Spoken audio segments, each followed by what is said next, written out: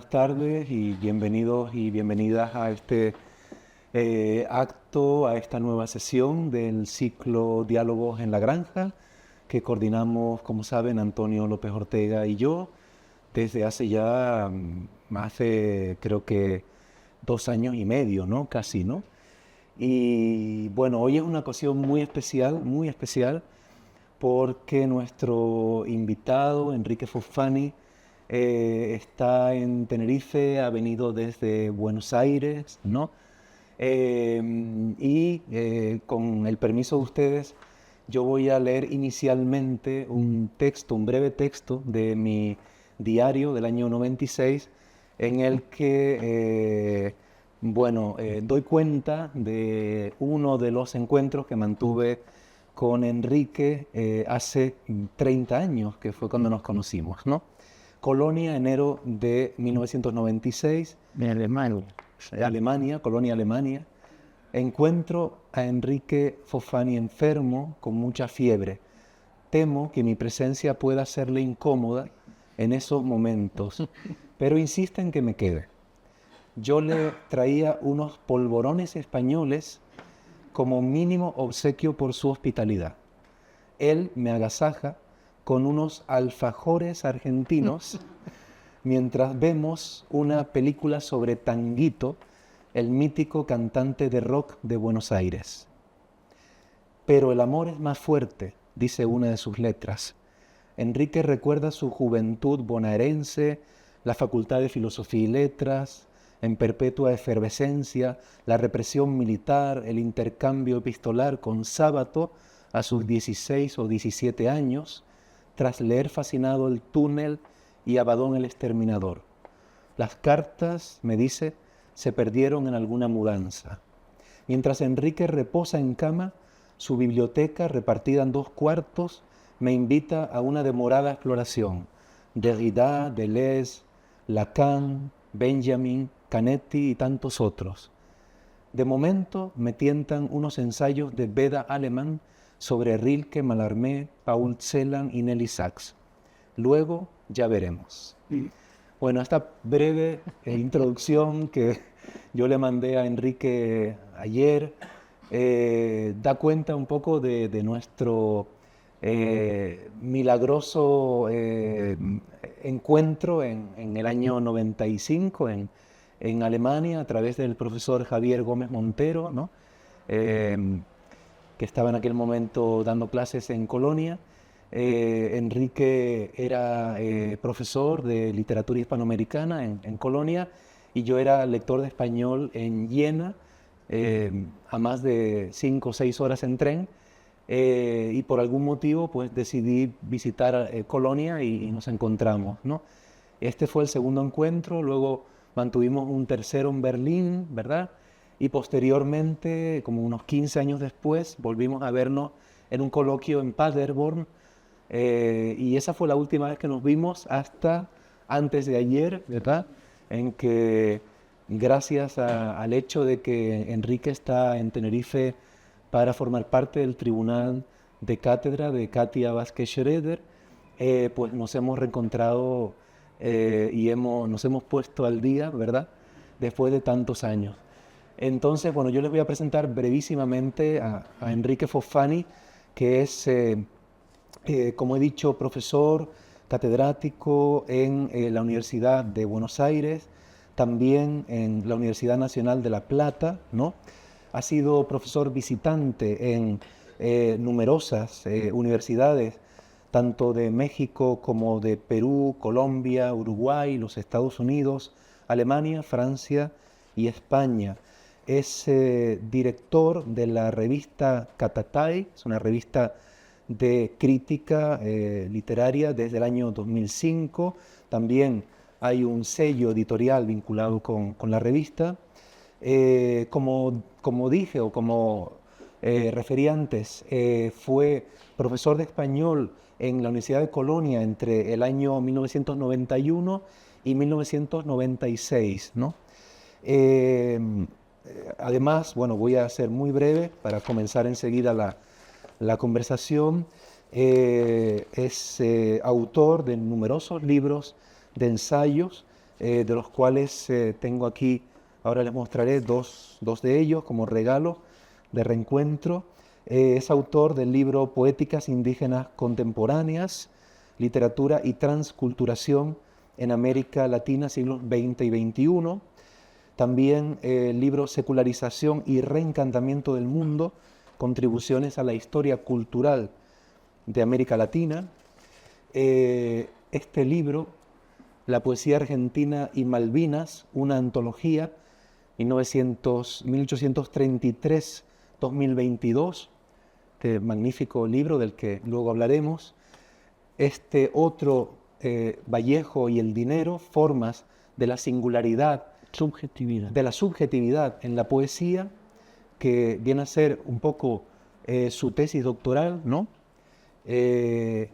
Y luego ha sido también editor de numerosos libros, por ejemplo, de literaturas compartidas, editado con Teresa Basile, el libro también con Teresa Basile, Onetti fuera de sí, ¿no?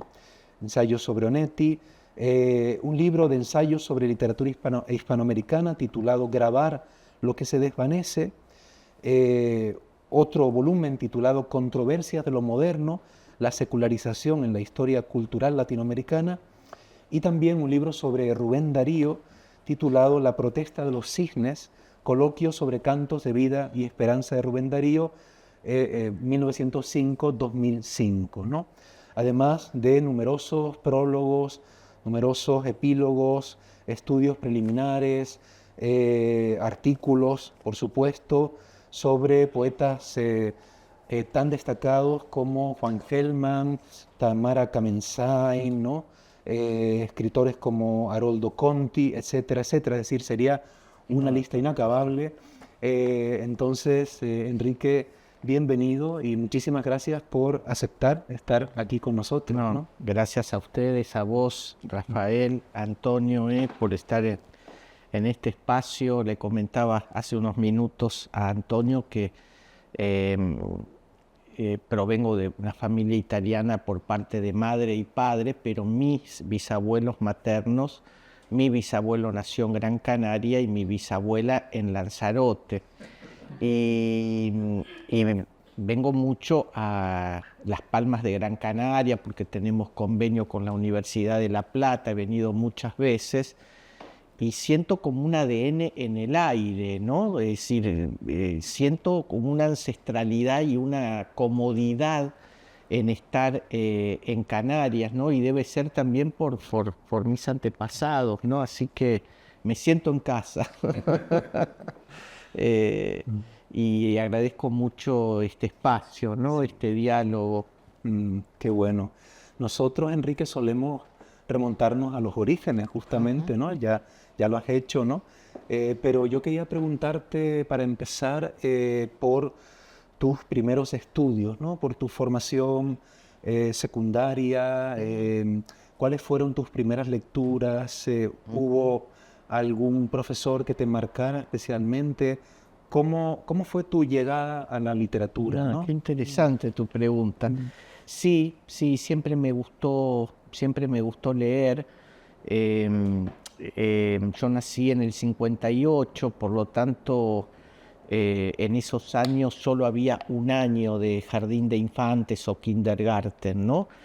Y cuando tenía 4 años, lloraba tanto por ir a la escuela que mi madre convence a unas monjas para que me dejen ir al kindergarten, digamos. Así que hice como 3 años de kindergarten en una época en que nadie, porque necesitaba como ir a la escuela, digamos, ¿no? Y siempre me gustó leer. Ya cuando comencé primer grado ya sabía leer y escribir. Pero la literatura, si bien tiene mucho que ver la profesora que tuve en la secundaria, que fue decisiva, ¿no? Una profesora realmente entrañable que me abrió las puertas de la literatura, ¿no? A los 12 años.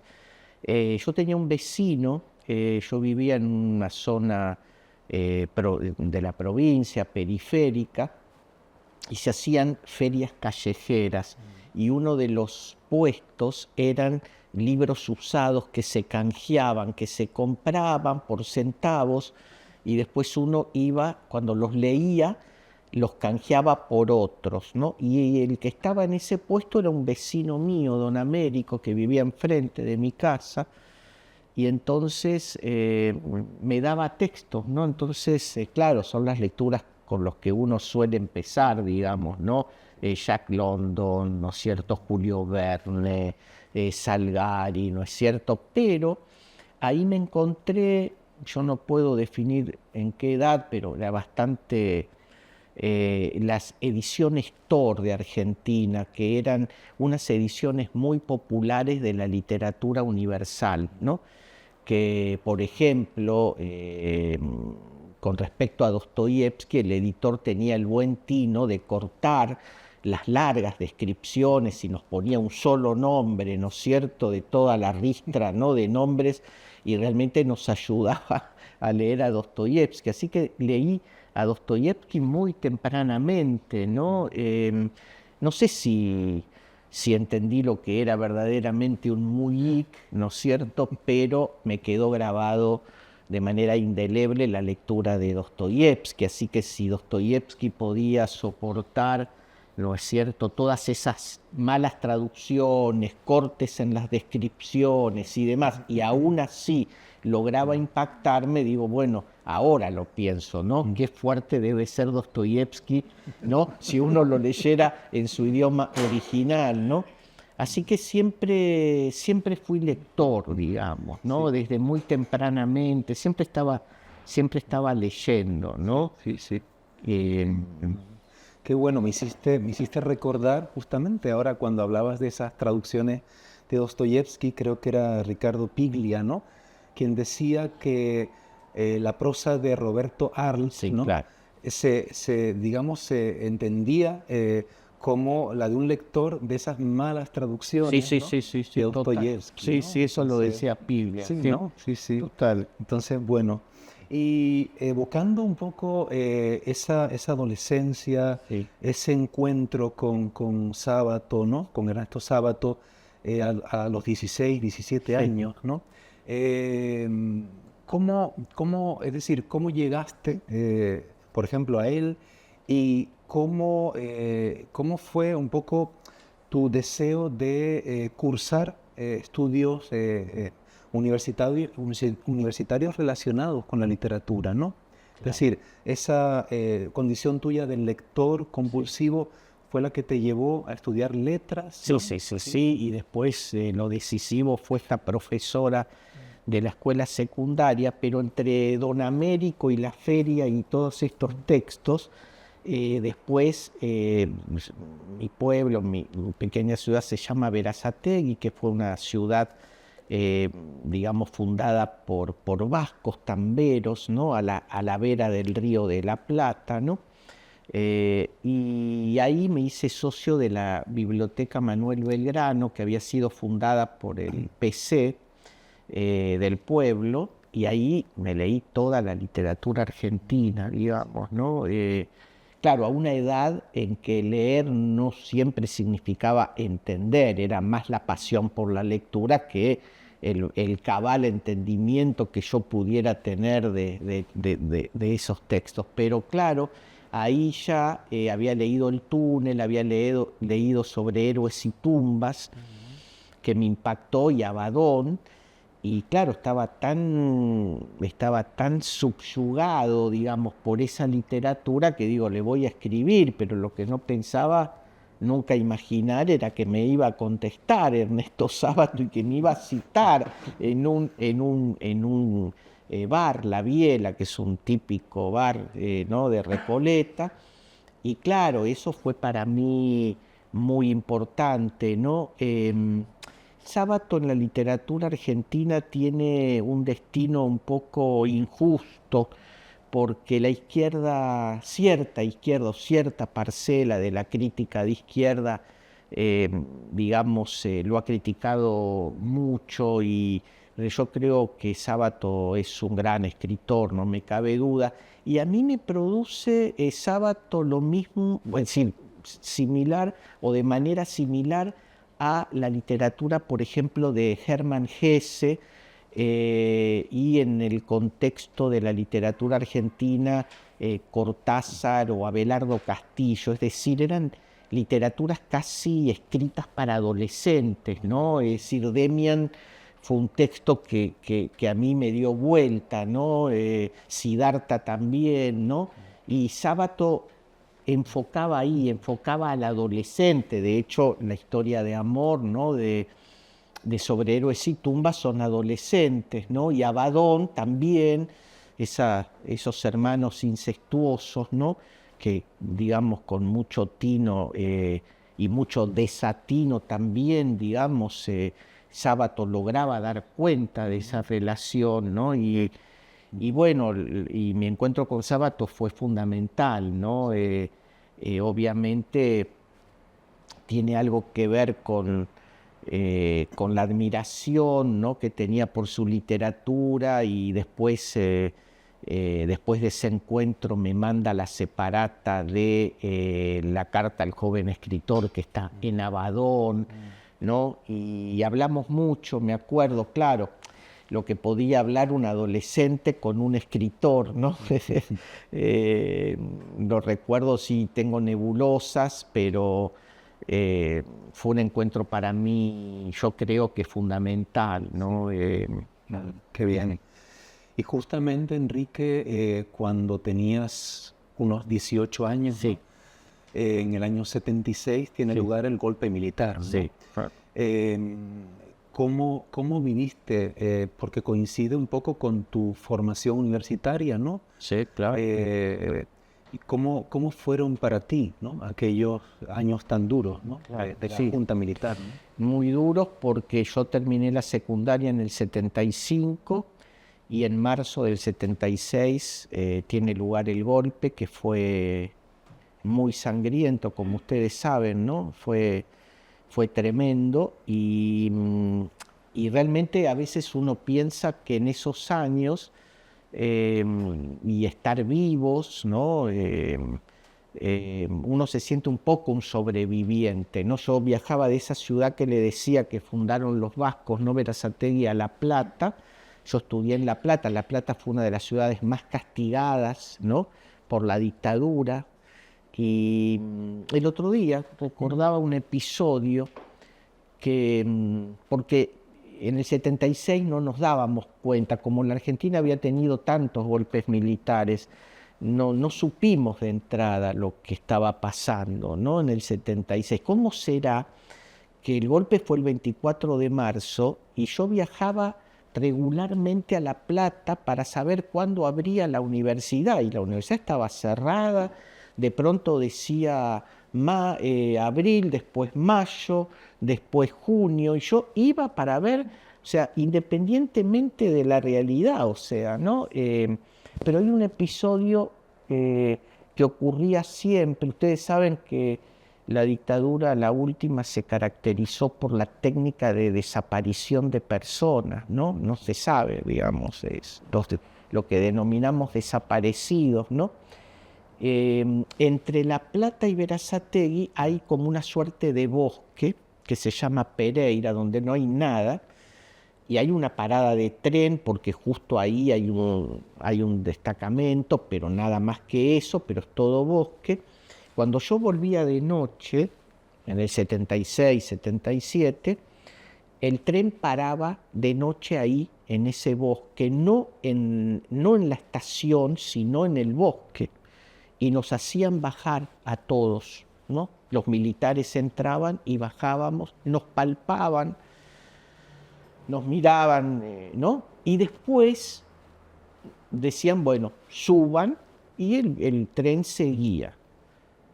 ¿Pueden imaginarse que yo hubiese pensado en ese momento que no todos los que bajábamos para ser pesquisados subíamos a los vagones?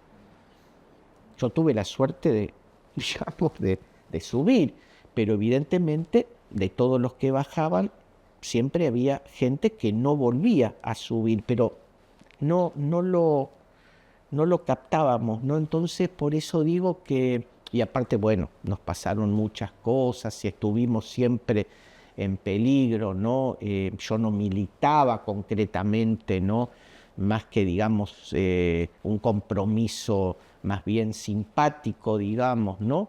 Pero no militaba, ¿no? Y sin embargo, digamos, mucha gente, muchos amigos que no militaban, hoy son desaparecidos, porque no nos damos cuenta del espectro, digamos, ¿no? De todos los desaparecidos. No creamos que los desaparecidos son únicamente los que concretamente estaban militando en una célula guerrillera o en algún partido político. No, se iba expandiendo, ¿no es cierto? Una amiga mía que acaba de morir el año pasado, profesora en letras de una escuela católica de Goya, en la provincia de Corrientes, que se exilió, obviamente, porque fue capturada, torturada, simplemente, digamos, estuvo torturada y capturada porque era profesora de literatura en un colegio católico que optaba por la teología de la liberación, digamos, ¿no? Entonces, todo aquello que tuviera que ver con derechos humanos ¿no? Entonces, es muy grande el espectro de la gente desaparecida y no creamos que son únicamente los que estaban. Así que fue muy duro con Graciela Montaldo, ¿no es cierto?, que Antonio conoce, cursábamos en La Plata, ella es platense, ¿no? Y bueno, sobrevivimos, ¿no?, de alguna manera, y podríamos no haber, ¿no?, sobrevivido porque había muchas instancias en las cuales podíamos, ¿no?, una mínima cuestión, una mínima podría haber detonado, ¿no es cierto? Sí. Sí. De hecho, tu libro Poesía Argentina y Malvinas, una antología, ¿no? Lo que hace es recuperar todos los textos, todos los poemas, ¿no?, escritos sobre las Malvinas en la literatura argentina, ¿no? Sí. Y recuerdan que en el año 82, ¿no?, 1982, tiene lugar la Guerra de las Malvinas, y luego en el 83 ya cae la dictadura, en cierto modo también, entre otras causas, ¿no?, debido al gran fracaso, ¿no?, en cierto modo, de la guerra, ¿no? A mí estábamos hablando el otro día de uno de los poetas que figuran aquí, de Daniel Calabrese, ¿no?, poeta argentino residente en Chile, y hojeando el otro día, ayer, ¿no?, uno de sus poemas, ¿no?, que se titula La guerra es otro género literario, y termina: la guerra es otro género literario, siempre se trata de mentir, ¿no? ¿Estás de acuerdo con esto? ¿Crees que la guerra,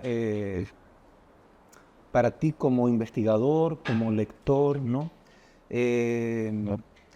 o tu recuerdo de la guerra de las Malvinas te llevó en cierto modo también a ocuparte de estos poetas, de esta temática, ¿no?, en cierto modo?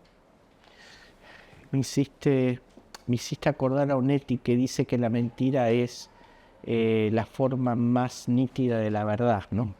Bueno, pero eso es otra cuestión, pero claro, Malvinas tiene que ver y se da en el contexto de la dictadura. León Rosichner, un gran filósofo político argentino brillante, hizo una ecuación memorable.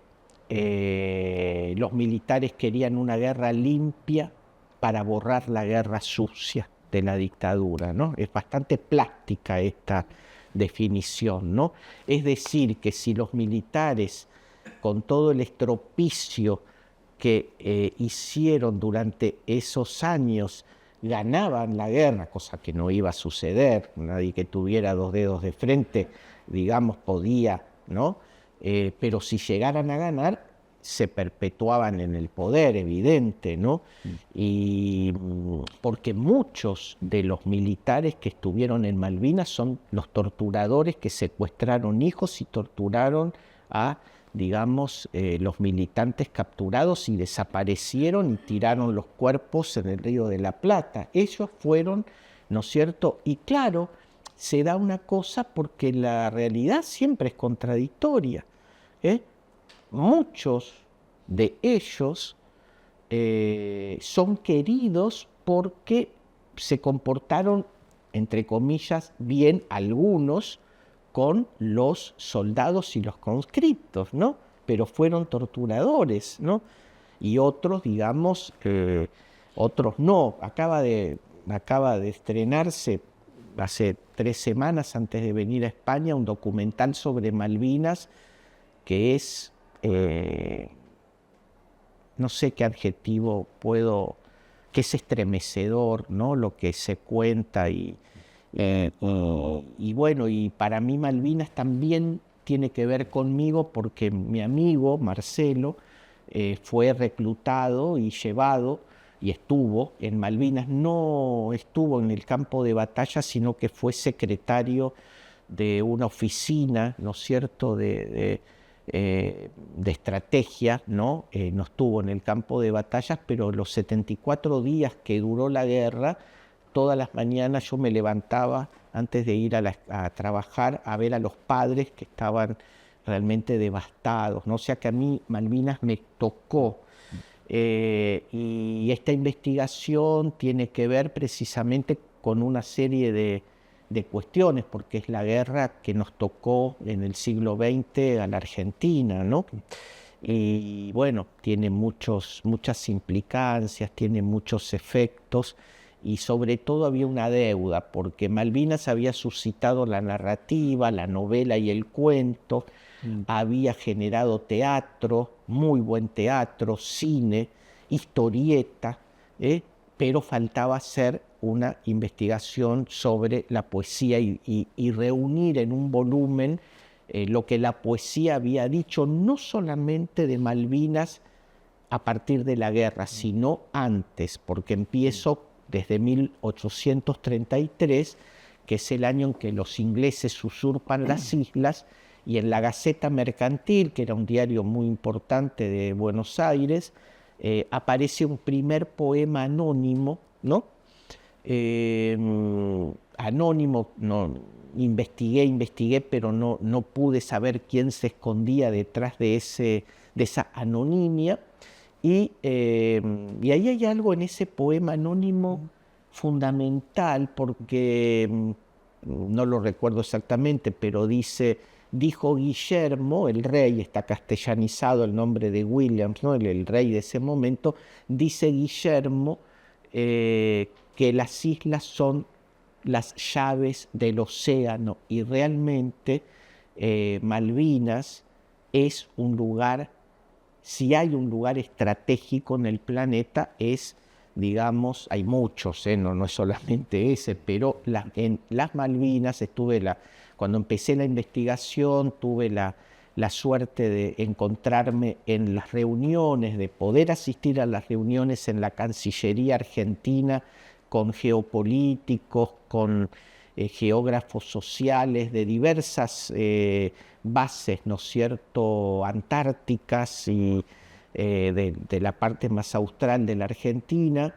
y pude comprender ese punto geopolítico de las Malvinas, porque desde Malvinas uno ve toda la ruta de la seda, uno se encuentra de frente con África, de pronto con el estrecho de Magallanes se une el Pacífico y el Atlántico, todo, o sea que Malvinas, como bien dijeron muchos políticos, ¿no?, latinoamericanos, no es una cuestión argentina. Malvinas es una cuestión latinoamericana, ¿no?, porque es un punto estratégico geopolítico de acumulación de riquezas, ¿no?, pesquera, petrolera, de agua, ¿no? Es decir, en fin, digamos, y bueno, digamos,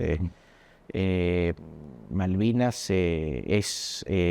realmente atraviesa no solamente la economía, el futuro económico, ¿no? De Argentina y Latinoamérica podría provenir de la riqueza, ¿no? Acumulada de las Malvinas, ¿no? Y bueno, ahora estamos como estamos, ¿no? En la situación también diplomática y política, ¿no? Y también Malvinas había convocado a los poetas desde el siglo XIX, ¿no? Es decir, con tonos patrióticos, nacionalistas, nacionales. Atahualpa Yupanqui, digamos, que es un gran poeta y cantor, ¿no? Llamó a las Malvinas las hermanitas perdidas, porque son dos islas, ¿no? Grandes autores, ¿no? Antes de la guerra le habían cantado, ¿no es cierto?, a las Malvinas como un territorio, ¿no? Más latinoamericano que argentino, ¿no? Si uno lee Atahualpa Yupanqui, digamos, ahí ve la proyección latinoamericana. Por lo tanto, Malvinas concitó y alimentó el imaginario argentino, más allá que aprendemos desde el primer grado que las Malvinas son argentinas, ¿no? Claro. Sí.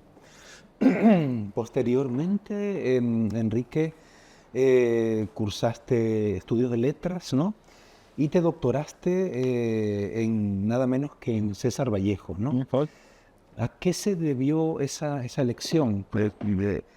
¿Por qué, por ejemplo, no elegiste a un autor argentino? ¿Por qué te decantaste por este gigante, ¿no? Que es César Vallejo, ¿no? ¿Y qué podrías contarnos un poquito sobre tu, tu extensísima dedicación a su obra, ¿no? Sí, sí. Bueno, a pesar de todas las lecturas que tenía, yo no me había encontrado con Vallejo hasta que no llegué a la universidad, ¿no? Me encontré con Vallejo y es como que ya no pude dejarlo, digamos, ¿no? Y Alemania tiene mucho que ver en mi elección del tema, porque cuando me ofrecen el puesto en Colonia, yo ya tenía el tema elegido y era las formas que iba tomando la subjetividad, ¿no es cierto?, en toda la poesía de Vallejo, ¿no? La figura del pobre, la figura del arriero, la figura, ¿no?, del hambriento, ¿no? Es decir, todas las figuras negativizadas por la sociedad capitalista, pero cuando vivía en Colonia, yo frecuentaba, y para mí fue fundamental en mi carrera y en mi formación, frecuentaba en Bonn los seminarios de Rafael Gutiérrez Girardot. Y un día, cuando salgo del seminario, me da un libro de Georg Simmel, Philosophie des Geldes, o sea, Filosofía del Dinero, y cuando leo ese libro me da vuelta la cabeza, ¿no? Porque me doy cuenta de la relación que hay entre la poesía y el dinero y que en Vallejo atravesaba todo. Incluso cuando había ido a Perú encontré un billete, no sé si lo logran ver, que la editora, ¿no?, un billete de 10.000 intis con la cara de Vallejo, lo que me pareció una paradoja bastante, digamos, fuerte, ¿no? Que Vallejo, que presumiblemente murió de hambre en París, estuviera estampado en el billete. Y así termino, acá lo tengo el billete, termino el último capítulo, ¿no?, del libro, a ver si lo encuentro, con el billete, que de un lado está la cara, la famosa iconografía de la famosa foto de Vallejo, y en el reverso una visión panorámica de Santiago de Chuco, que es la ciudad natal, ¿no? Después hay otras monedas que también puse, pero el último capítulo es historia de un billete, digamos, ¿no?, donde realmente cuando me encontré con eso en Perú era como que me cerraba toda la hipótesis, ¿no?, de la relación conflictiva siempre, pero presente entre la poesía y el dinero, es decir, los poetas siempre estuvieron con los pies sobre la tierra y también la poesía se encuentra con la economía, ¿no? No es que está exenta y solamente es una poesía, como diría Darío, nefelibata, ¿no? Es decir, la poesía, ¿no? O el poeta que está en las nubes, sino que también está pisando la tierra, ¿no? Y eso me cambió absolutamente la mirada y empecé, digamos, a leer a Vallejo desde otra perspectiva, ¿no? Sí. Y, y no puedo, y sigo trabajando, sigo trabajando en la relación de la poesía y el dinero, solo que ahora estamos en una fase neoliberal del capitalismo, donde el capitalismo devino financiero, ¿no? Entonces, bueno, es otra instancia del capitalismo, es otra cuestión, pero el dinero siempre está, digamos, ¿no? Sí, sí, sí. Y precisamente ahora que evocabas esa etapa alemana tuya, ¿no? Sí, Fueron 5 años, ¿no? Aproximadamente. seis, sí, 6 seis. años, ¿no? Los que estuviste. ¿Y qué podrías contarnos sobre aquellos años? Porque digamos que el contraste, ¿verdad? Entre el mundo germánico y el mundo hispánico es muy duro, ¿no? Mm. A veces, ¿no? Y sin embargo, en las universidades alemanas ha habido siempre un gran interés, ¿no? Por la hispanística, por los estudios de literatura tanto española como hispanoamericana, ¿no? Sí, sí, sí. Entonces, ¿qué podrías un poco contarnos sobre aquellos años, ¿no? Bueno, en realidad fueron años para mí fundamentales porque fueron los años en que pude, viviendo en Colonia, viajar a Berlín, al Iberoamerikanisches Institut, ¿no? A leer todo lo que se había escrito sobre Vallejo, ¿no? El Instituto Iberoamericano de Berlín es una de las bibliotecas latinoamericanas más importantes que hay en Europa, con un archivo y un repertorio.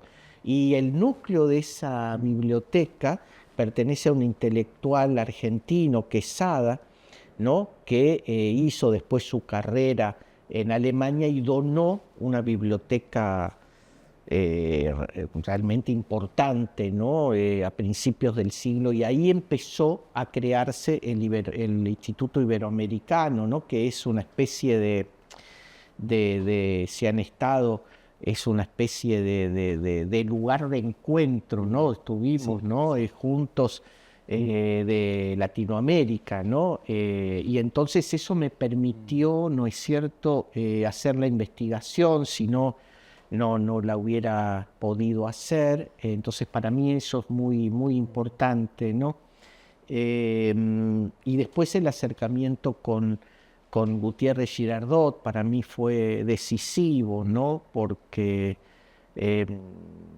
bueno, tenemos grandes críticos, pero Ángel Rama y Gutiérrez Girardot creo que en la segunda mitad del siglo XX fueron lecturas fuertes para la crítica literaria. Hay otros, hay muchos nombres más, solo recuerdo esos, pero realmente fue muy importante, ¿no? Y sobre todo, claro, esos años también, acordate que era el problema que tenía Alemania con la xenofobia, ¿no es cierto?, contra los turcos. Nosotros vivimos todos esos años de conflictos realmente muy, muy fuertes. Me acuerdo de la famosa que hicimos en Colonia, manifestación a la noche con las antorchas al borde del Rin, ¿no? Porque habían matado nuevamente. Y ahí también se generó y se fortaleció el movimiento neonazi, que después fue creciendo, ¿no? Con esa célula xenófoba, ¿no?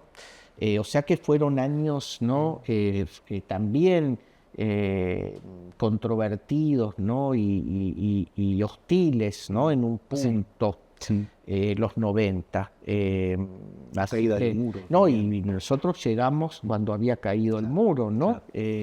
Siempre cuento que cuando yo fui por primera vez al Iberoamerikanisches Institut, había que bajarse del metro en Potsdamer Platz, ¿no?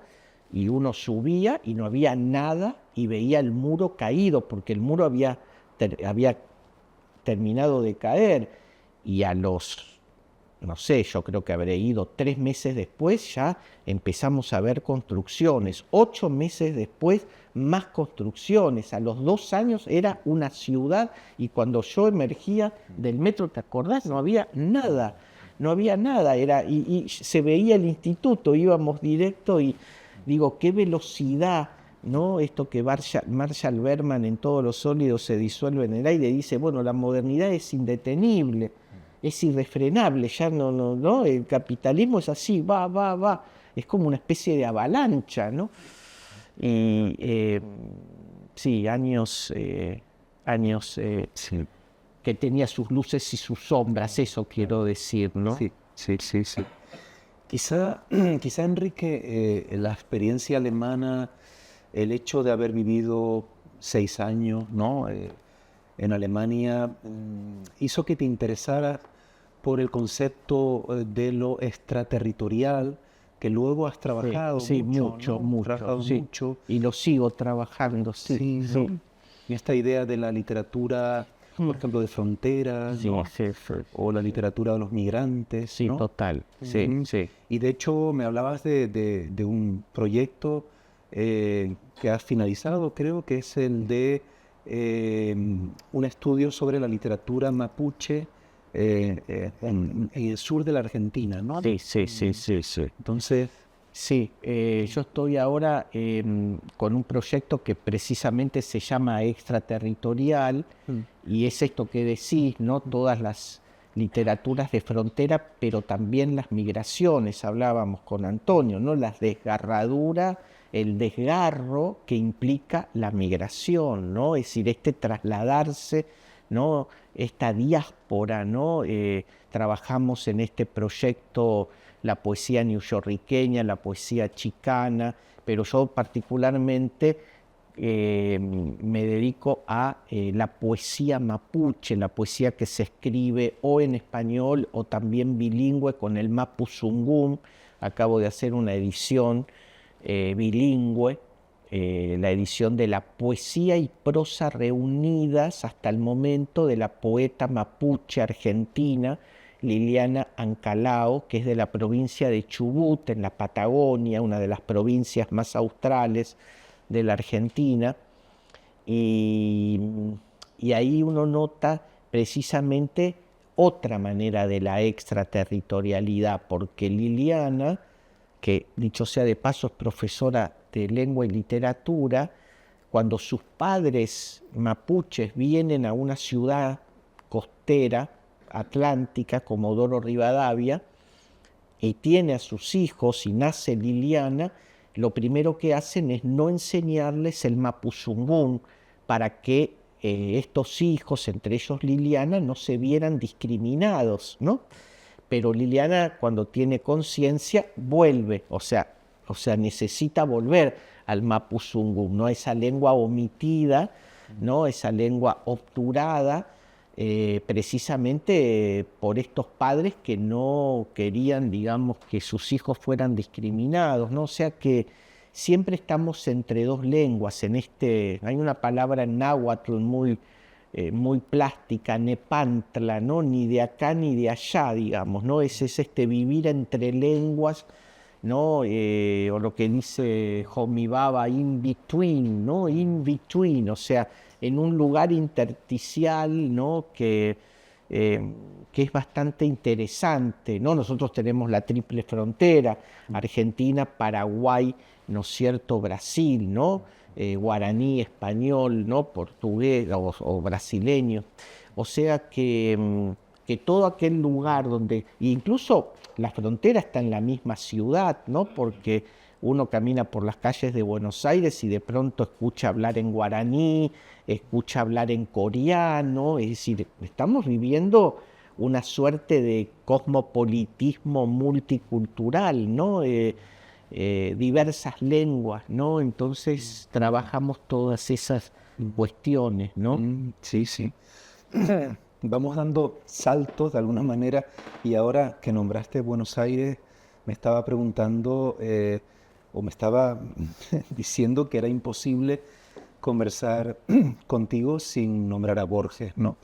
Es decir, Borges de alguna manera está siempre en torno a, no solamente, ¿no?, a cualquier ensayista, escritor o intelectual argentino, ¿no?, sino que Borges viene a ser uno de los núcleos más irradiadores de la literatura contemporánea de cualquier lengua, ¿no?, pero especialmente del español, ¿no? En este sentido,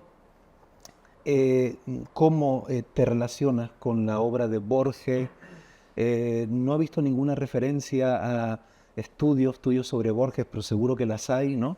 Es, como han afirmado algunos, digamos, una especie de losa, digamos, muy potente, que digamos que de alguna manera es difícil de superar, ¿no? Como una especie de padre que está siempre ahí, Sí, ¿no? sí, que hay que matar, Sí. ¿no? Bueno, a ver, sí, claro. Borges entraría dentro de esta cuestión de la extraterritorialidad, porque no nos olvidemos que Borges es bilingüe con el inglés, ¿no? Y que traduce, cuando era muy chico, traduce un diccionario de mitología griega del inglés al español, ¿no? Y que hace su bachillerato en Ginebra en un instituto calvinista en francés. E incluso el primer año, cuando los padres de Borges deciden quedarse en Suiza por los problemas de ceguera del padre de Borges, ceguera que después va a heredar Jorge Luis, ya se quedan en Suiza porque ahí hay unos especialistas en oftalmología, ¿no? Muy avanzados, y sobre todo porque Suiza ahí se declara la guerra y es un territorio neutral. En el primer año Borges fracasa, no puede dar los exámenes en francés, y ahí está la relación tan entrañable que Borges mantuvo con Maurice Wilamowitz, ¿no?, su amigo, que todos los compañeros se reúnen y hablan con las autoridades y le dicen: no, es muy inteligente, esperemos que pase el verano, que ya va a dar las materias, y finalmente lo da y hace todo su bachillerato en francés. Y también es en Ginebra donde Borges, para leer el Golem, ¿no es cierto?, en alemán, aprende alemán, ¿no? Es decir, la extraterritorialidad me parece que, como yo lo cito, porque como nadie la pudo, yo diría, definir bien, George Steiner, ¿no?, en ese ensayo extraterritorial.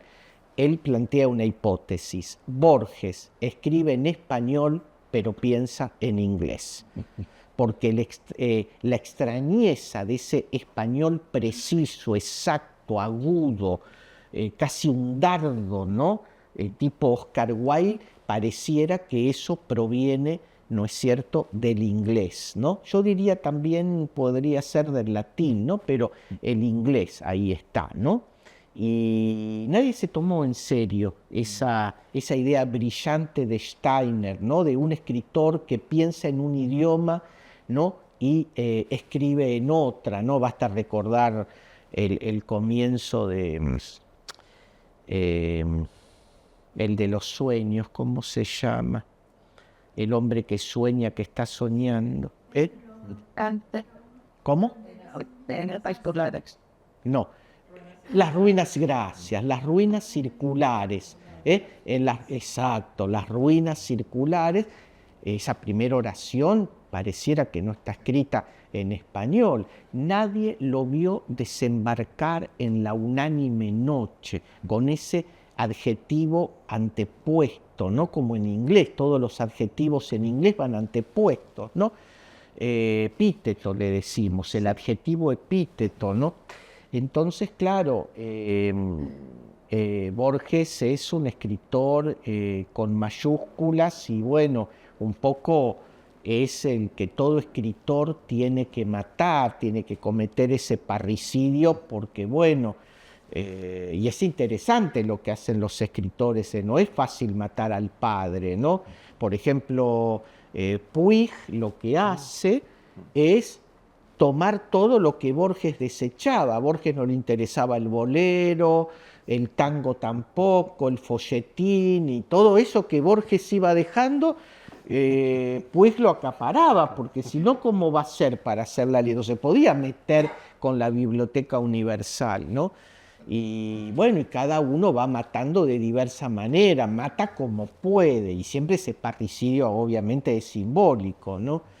Pero bueno, como dice Harold Bloom en ese texto fabuloso, La angustia de las influencias, hay algo que después se convierte como en una huella del que comete el parricidio, ¿no?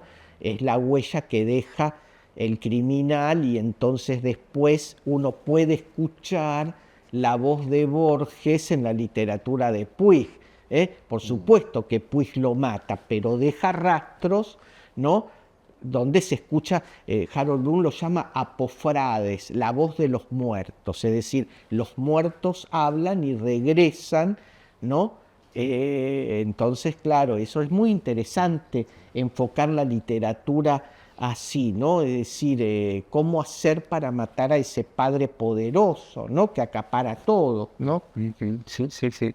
Sí, me interesa también, Enrique, que nos hables un poquito de esos dos conceptos que aparecen en uno de tus libros, que son el de secularización y el de reencantamiento del mundo, ¿no? Es decir, esos dos conceptos contrapuestos, ¿no? Porque has trabajado mucho, ¿no? Sobre el proceso de secularización, ¿no? Sí, sí. Y luego el de reencantamiento, ¿no? Sí, sí, sí, tengo dos libros. Sí. Y son categorías que después uno no las puede dejar. La secularización sabemos que es el desprendimiento o la pérdida de lo religioso en la vida moderna cada vez, ¿no?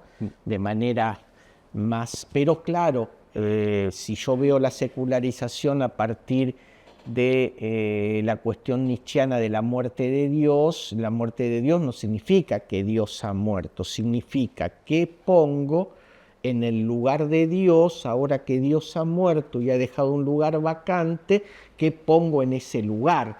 Es decir, Nietzsche dice, vamos a estar 2000 años más o más viviendo o conviviendo con la sombra de Dios, ¿no? Entonces, uno puede ver y de alguna manera lo que trabajamos con encantamiento y reencantamiento es cómo la literatura sacraliza, desacraliza y vuelve a sacralizar, digamos, ¿no? Es decir, cuando uno desacraliza, está sacralizando otro aspecto, digamos, ¿no? Si uno, por ejemplo, lee la literatura modernista, uno puede ver dos sacralizaciones ahí bastante patentes, ¿no?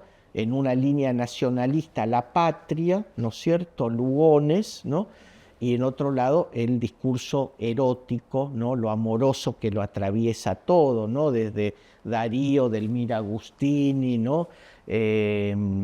José Asunción Silva, Armado Nervo, ¿no?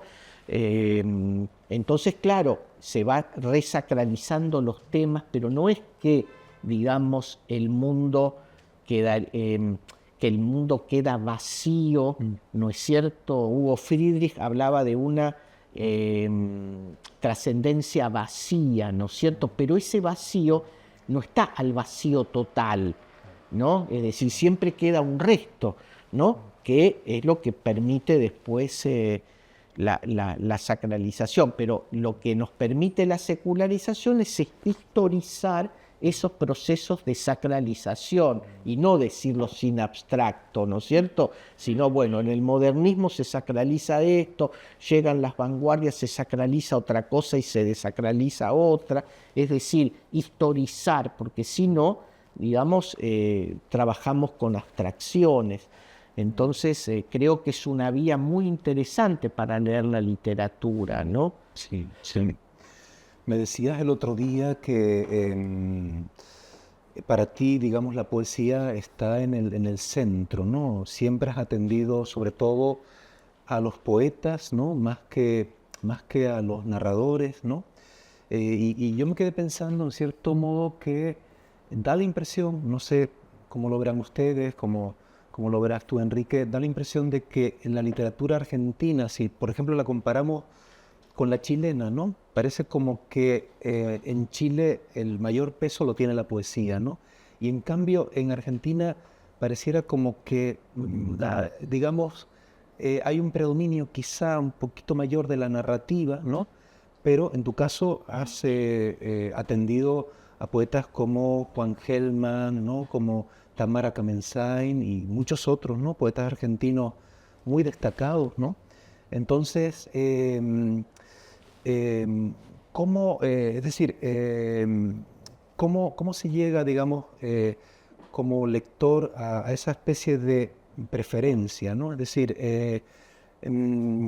cuando lees, por ejemplo, narrativa, estás siempre mirándola desde el punto de vista de la poesía, es decir, que sea una narrativa que trabaje con el lenguaje. ¿Crees que la poesía es, digamos, el centro principal de la literatura?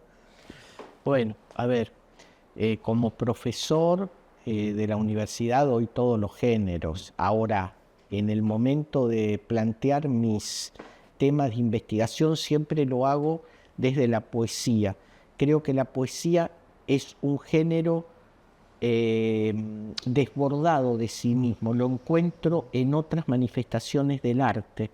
Yo puedo encontrar lo poético en el cine, en el teatro, en la narrativa. Digamos, la poesía no está únicamente en el envase de la poesía, transmigra, es como, digamos, es un género que puede cooptarse, digamos, ¿no? Es decir, cuando Baudelaire escribe los Petit Poèmes en prose, ¿no? A partir de Aloysius y de Gaspard de la Nuit, va la prosa, pero no sale de la poesía. Nadie puede decir que salió de la poesía, va la prosa, o sea, se puede escribir poesía en prosa, ¿no? Entonces, también encuentro, yo tengo, hasta ahora no me ha fallado, puede ser que falle, pero no es absoluto lo que digo, no es, pero más o menos vengo comprobando que cuando un narrador es un narrador con mayúscula, hay un punto de su narración que se confunde con lo poético. Me pasa con los grandes narradores, ¿no? O yo diría con los grandes descriptores, porque fíjate que hacemos, siempre la descripción parece ser la sirvienta de la literatura, el traspatio, ¿no? Y sin embargo la descripción, o sea, los narradores son descriptores también, no solo narran, y son dialoguistas también, ¿no? Hoy por hoy me interesa más la descripción que la narración, y la descripción estuvo siempre más cerca de la poesía, ¿no? No solamente la descripción de un paisaje, puede ser un retrato, una epopeya, digamos, ¿no?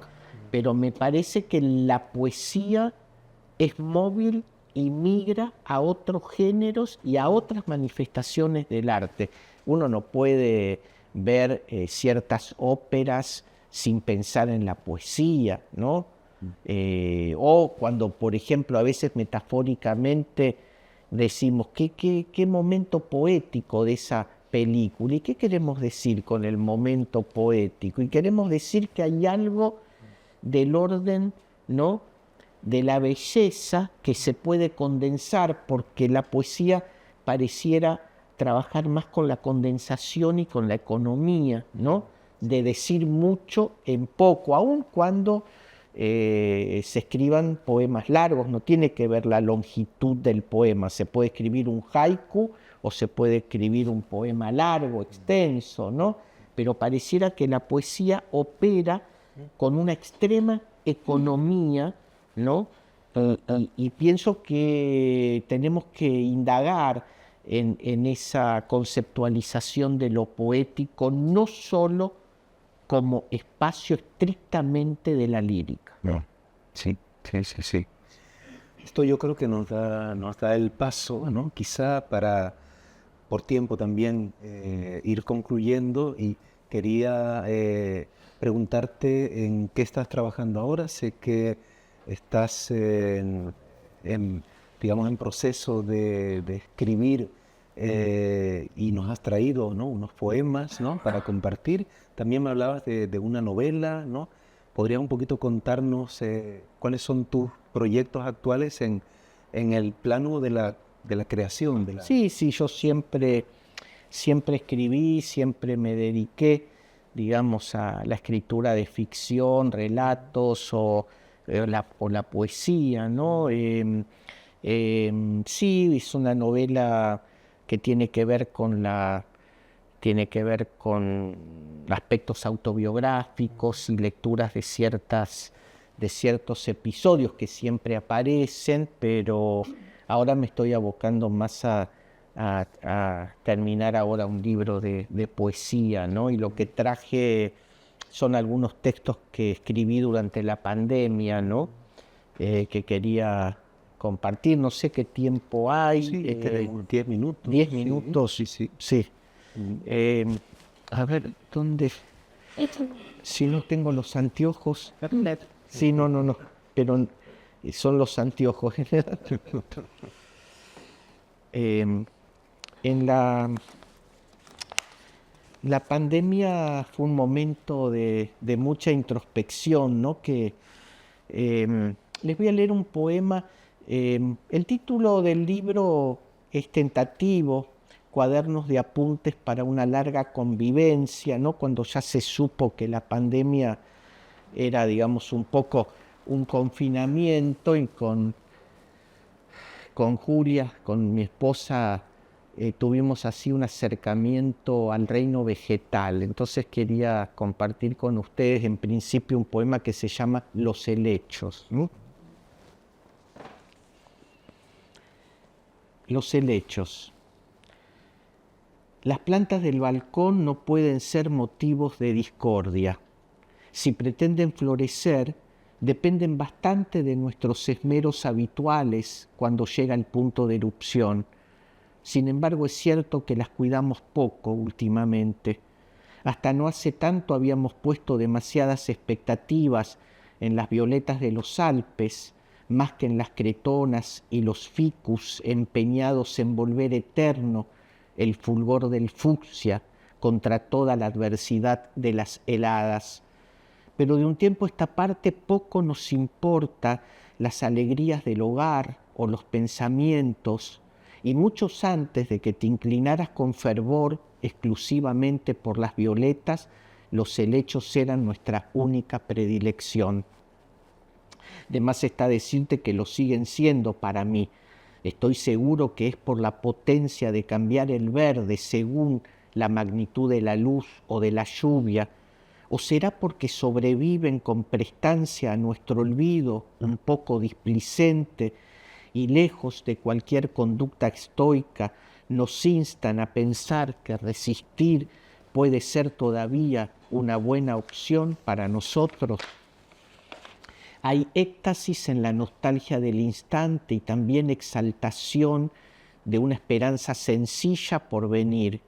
Al fin y al cabo, sus ramas de extrema levedad ceden de pronto a un temblor repentino y oscilan silenciosas, como desprendiéndose del tallo, como si desearan salirse de sí para llegar a la dicha de un encuentro y fugarse de la perpetua prisión de sus raíces. Como quiera que sea, aún sin flores, nada en ellos es lo mismo si acontece la luz sobre su fronda. La contemplación es un acto que perdura. Me abandono entonces a su mutismo verdecedor de imperceptibles vibraciones. Una fuerza desconocida podría fulminarlos en el pliegue más frágil de la nervadura. No obstante, pertenecer a la familia milenaria de las criptógamas no los exime de luchar cada día contra el mal. Así esplenden victoriosos porque practican la persistencia de respirar la hondura húmeda del aire. Mientras en otro tiempo no les sacábamos los ojos de encima, inmersos en el rito de la admiración, Hoy descubro al fin de cuentas que sus posturas coreográficas no son otra cosa que una llamada de atención ciertamente estética que hoy nosotros dos necesitamos para darle un sentido a nuestra vida. Ya sé, suelo exagerar, pero no esta vez. Miremos un instante los helechos, perdamos la eternidad de unos minutos en el arco que dibujan sus ramas con el talle combado del talle, en ese modo flotación con que ironizan la quietud y su tendencia a caer sin más de un momento a otro, fingiendo desmayarse sobre el minúsculo rectángulo que ocupan. Las ramas alicaídas quedan suspendidas en el aire, como un abanico que se abre para aventar la inercia de vivir. No paro de reírme, pero fíjate ahora, ¿no se parecen a un pavo real? Hay en ellos petulancia y simulación. ¿Para quién o para quiénes se pavonean entonces, me pregunto, los helechos? Es evidente que nos quieren decir algo, porque ellos también nos observan a nosotros. Las plantas del balcón no pueden ser motivos de discordia. Buenísimo, buenísimo. A ver qué otro les leo. ¿Hay tiempo? Sí.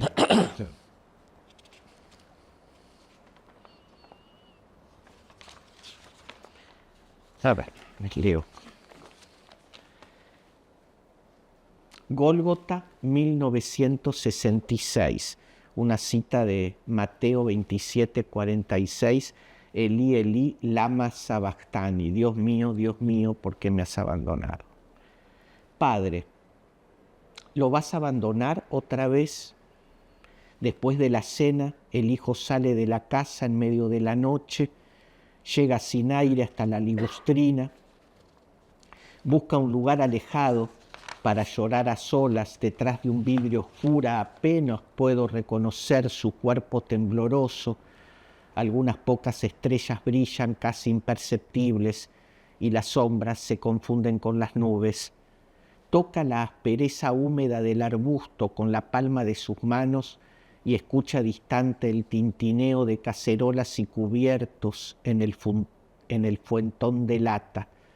El silencio nocturno del invierno trae el chasquido del agua que las manos de la madre, tal vez sean las de la abuela, o más probablemente las de la tía abuela, se empeñan en lavar las manchas percudidas que vuelven a aparecer en la luz del fregadero. Su sonido lo lleva encima y sabe que en ese instante se diluyen los restos de la cena de cumpleaños. Acaba de cumplir 8 y no quería ninguna celebración. Por fin llega al límite. De la desdicha al apartamiento es todo un viaje hacia el fin de la noche. Permanece así y se respalda como puede. En el fondo no sabe si puede. Se respalda en el mutismo del dolor. Solo encuentra en el afuera un poco de alivio, poco, no más.